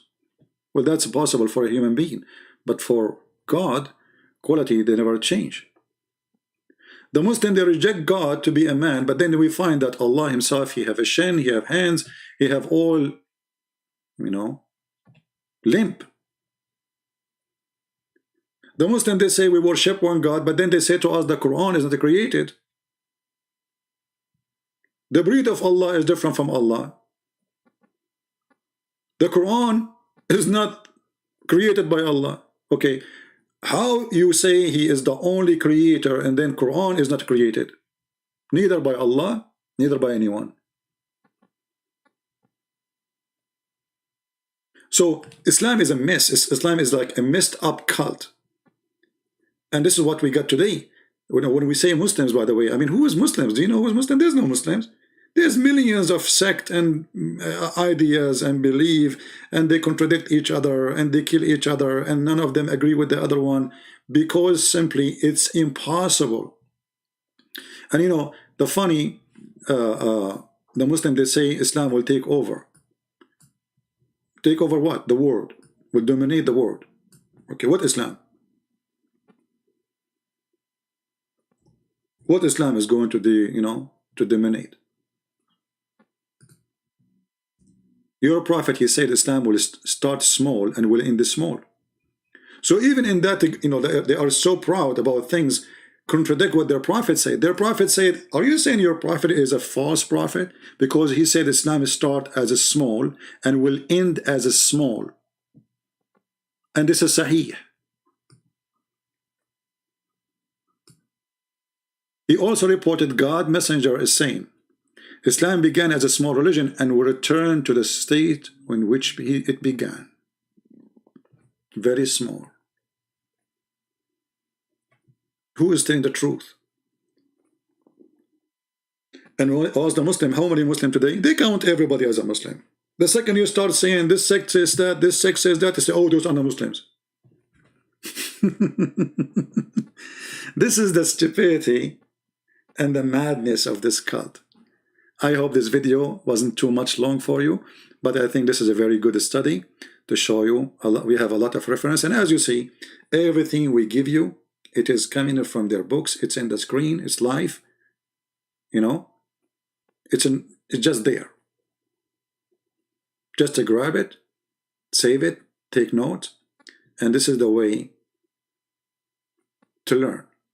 And by the way, the Muslims are very upset from Shabir Ali because he did so bad in the debate, as if they can do better. And I wonder, Shabir Ali, why he will not debate me? You know, I mean, he have no problem to debate anyone. All of them, they have no problem. Either they say, when I debate you face to face, soon they will say bum to bum, shoulder to shoulder. I'm not sure what is that, but they will not debate me.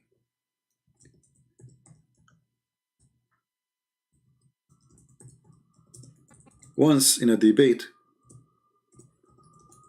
a Christian, he asked Shabir Ali, when you are going to debate Christian Prince? What Shabir Ali, he said? I will not believe it.